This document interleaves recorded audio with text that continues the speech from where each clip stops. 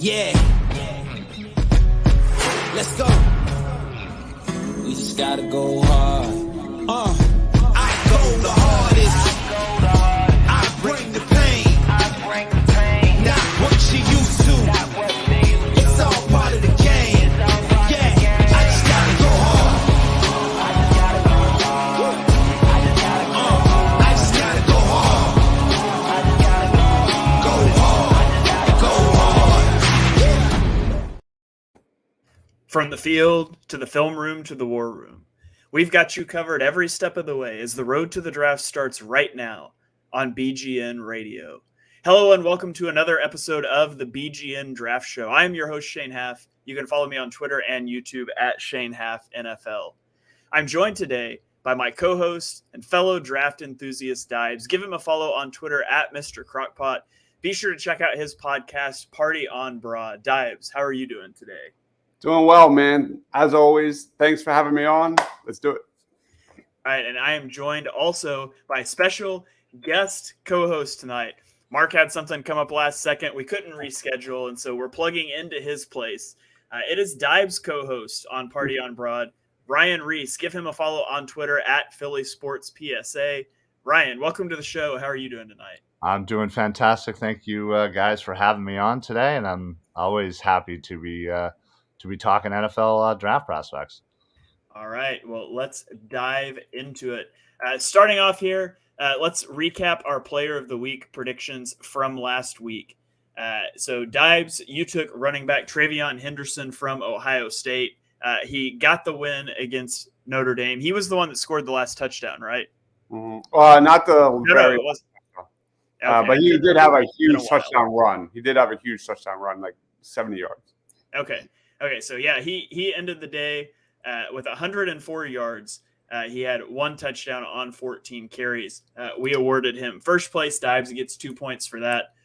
Mark took quarterback Talia Tagovailoa from Michigan. He had a good game, 21-36 for 223 yards, 3 touchdowns and 1 interception. He also rushed for 37 yards and a touchdown, albeit against a lesser opponent in Michigan State. So Travion Henderson got the nod there. I unfortunately took Marvin Harrison Jr., who did nothing in the Ohio State Notre Dame game, 3 receptions for 32 yards, puts me in last place. And that puts us at a 5-5-5 tie in our point spread. So we're dead even here through 5 weeks of college football. We've all essentially averaged second place so far, which is kind of hilarious if you think about it. So that's our recap. We'll get to Player of the Week here in a minute. But before we do that, we're going to talk Eagles prospects, some guys that you can keep an eye on this weekend as you watch college football that may be of interest to the Eagles.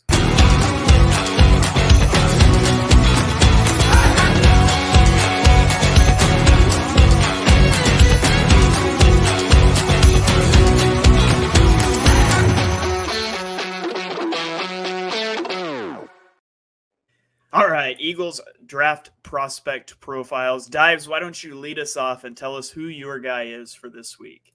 Yeah, I'm going to go with a guy that deserves a shout out, and it's your boy, Shane. Danny Stutzman, a linebacker out of Oklahoma who looked really good. He had a breakout campaign in 2022, arguably the breakout star last season. 125 tackles, 10.5 tackles for loss, 3 sacks, 2 picks. He's 6'3", 230 pounds, eye-popping closing speed. His motor is ridiculous. He's the leader of that Oklahoma defense. The way he pursues runners, man, with unmatched energy and space is unbelievable, man. And, you know, he's been just everywhere. I feel like every week, this is the guy that his numbers pop off the box score. I don't watch a lot of Oklahoma games like you, Shane. But he was fresh off of earning the Walter Camp Defensive Player of the Week and Big 12 Defensive Player of the Week honors last week. Then he put together a week this past weekend that was arguably even better against Cincinnati. He led a defense that kept Cincy out of the end zone on 14 offensive possessions. Danny Stutzman, he finished with 13 tackles, 3.5 tackles for loss, a sack through the first 4 games. Danny Stutzman leads the Big 12 in tackles.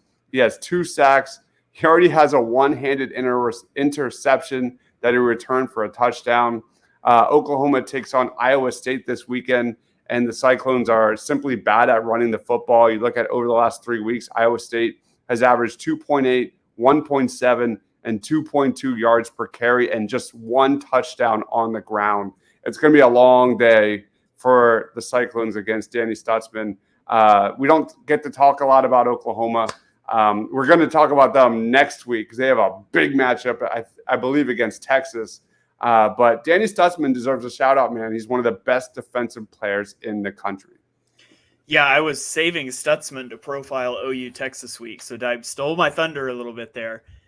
We don't get good players at Oklahoma very often anymore. You can't be stealing them out from under me. But yeah, he's so much fun to watch, man. He anchors the middle of that defense. He's got really good feel and coverage, especially like in zone coverage, distributing routes, and he's a good straight line athlete. He's just a fun player to watch. Effective blitzer. He can get washed out of run plays at times, but then at other times he flashes with tackles for loss. So maybe some consistency in the run game. Getting a little more consistent would be good, but he's pretty good in coverage. He's a good blitzer. He's a fun player to watch. I think he's probably a day 2 guy right now. I do think he could potentially earn his way to the top of day 2, maybe sneak into the back end of day 1, depending on how the rest of this season goes. Cool. All right. Ryan, I'll throw it over to you. This was last second for you, but you do college football stuff year round with Dives. You got a player that you want to profile for the people? I do, actually, and I certainly apologize if you guys have already mentioned him in previous episodes, but I want to talk about safety Cole Bishop from Utah. This is a guy that wasn't on my radar after, before week 1, and, slowly but surely he's been certainly having himself a couple of really nice games. They have a tough, Utah has a tough matchup, I believe this Friday, against Oregon State. They are Utah is coming in undefeated, and Cole Bishop has been a fantastic safety. He's definitely kind of a day 2 guy that certainly could work his way up, depending on his stock rising and his tough physical play that he's obviously showed so far. He really does have excellent instincts, playmaker ability, and is just super effective when he gets inside the box. And can rush the passer. But, he's a solid tackler.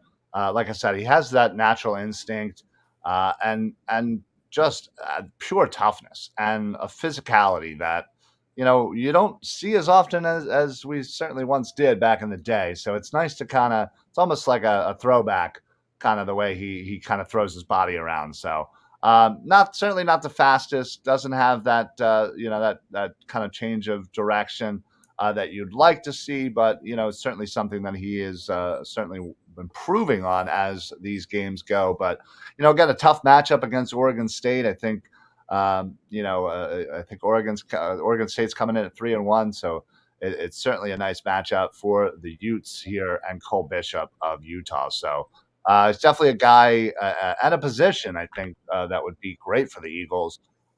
Reed Blankenship, obviously, coming off his interception the other day, but kind of are wondering about that other safety spot. And, Cole Bishop certainly could be added to a room of potentially young safeties and build up that safety room for the Eagles.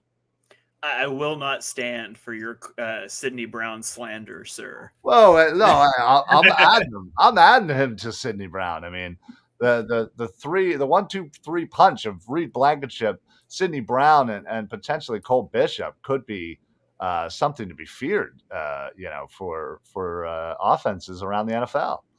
Yeah, we have a mantra here on this show that it's September, so we can profile linebackers and safeties and running backs and pretend in our dreams that the Eagles will draft these guys. That's why we profiled Trotter and a lot of these other guys.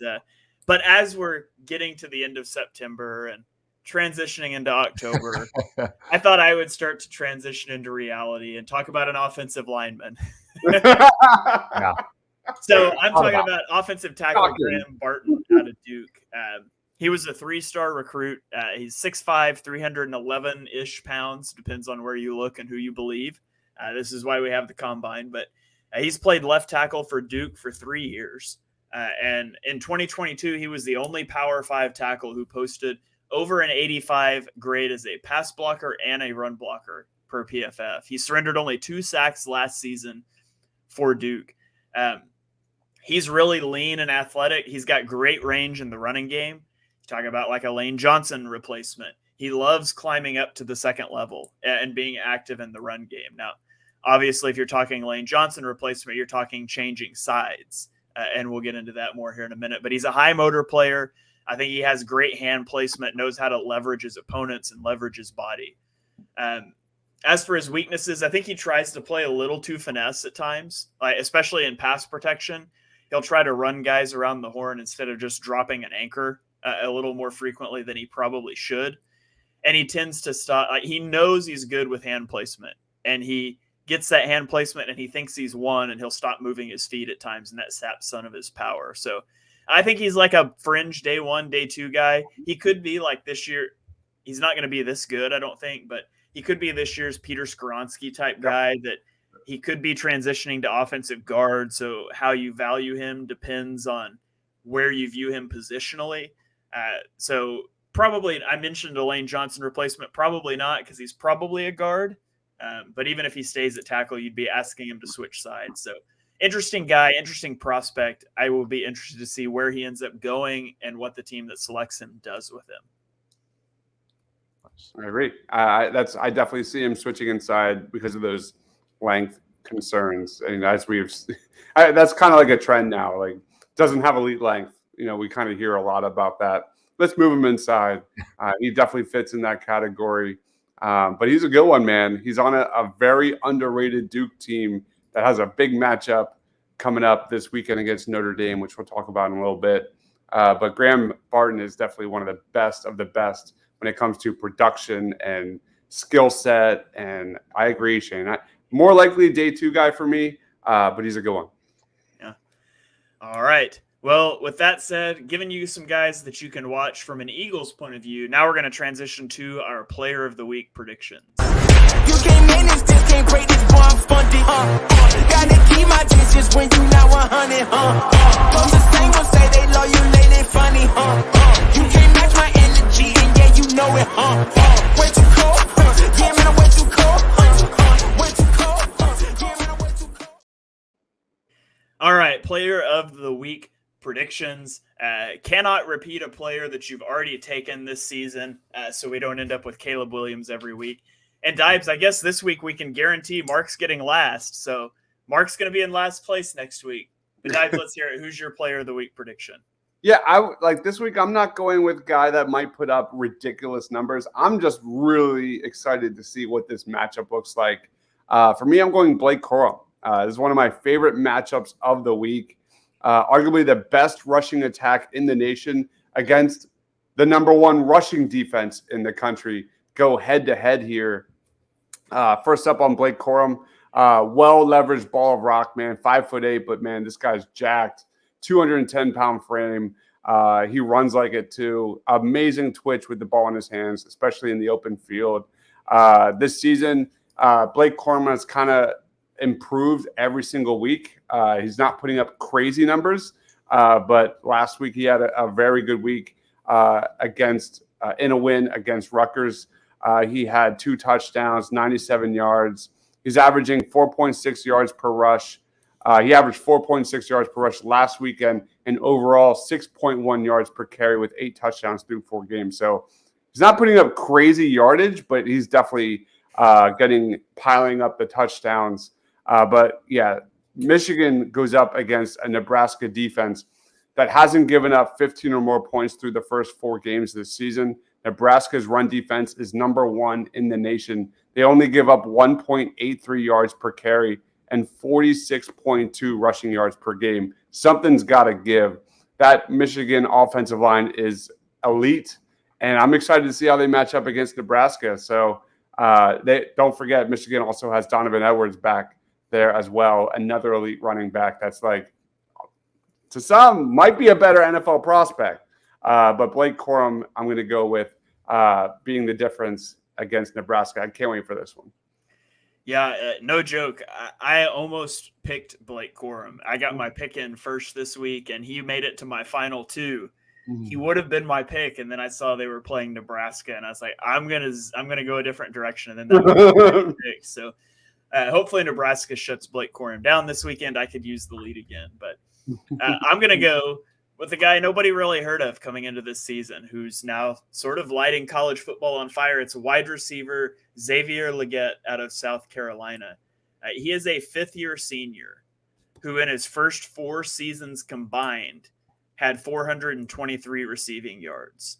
But in 4 games this year, he's already got 556 yards receiving. He's got a really good connection with quarterback Spencer Rattler. He leads all FBS receivers in receiving yardage. Now, if you look at this guy from like an NFL draft perspective, he might not be the most intriguing guy. 6'3", 227 pounds. He's not the twitchiest route runner. His ball skills are fantastic. Stop me if you've heard that before. It seems like every receiver I fall in love with in the draft that busts is a slow guy that's big and wins jump balls, and it doesn't translate. And maybe it will, maybe it won't. But this week, they're facing a Tennessee team, a Tennessee offense that's putting up 35 points a game. Like, I think this could be a shootout. I think he leads FBS in receiving for a reason. Spencer Rattler trusts him. And so if this turns into a shootout, I think Xavier Legette could have a big day for South Carolina. He's a guy that I honestly haven't looked into yet. The wide receiver class is absolutely stacked. Obviously Marvin Harrison Jr., but Egbuka, Neighbors, Adunze, Worthy, Keon Coleman, all those guys are like first day one potential. So I'll definitely be watching this guy. I'm pretty sure there's never going to be a bad receiver draft again. Like, they're just always going to be good. Apparently. It always seems to get better and better. Yeah. Ryan, I'm putting you on the spot here. I'm not letting you pick for Mark. He's getting a 0 for this one. But do you have a player of the game, a guy that you want to throw out here as a prediction? Because just to help you guys out, I'd pick like one of the directional Michigan's punters as the player of the game. No, you know what? Listen, I think when we first started looking at the quarterbacks this year, this guy definitely was on the radar, obviously, but he has jumped up for me, and that's Michael Penix Jr. He has had himself quite the season so far, and Washington right now, number 7 in the country.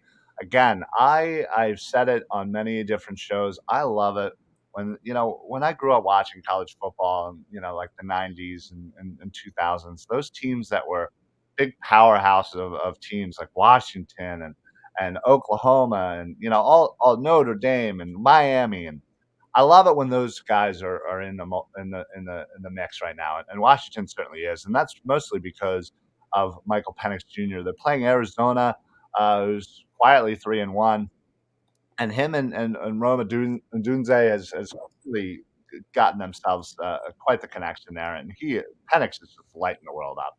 Yeah. And I don't see that stopping, honestly. I don't see there's a defense right now that's going to stop him. And yeah, he should be on everybody's radar as a guy to keep watching and climb up these quarterback rankings because, we hear about Caleb Williams and Drake May and, a couple other guys, but man, he has to be right there, right behind him right now after the games he's had, for sure. He's my number 3. Yeah, he has to be. Yep. That's such a cool quarterback name too. Like just the vibes of Michael Penix Jr. That's just a great QB. It sounds like a NASCAR name more than anything.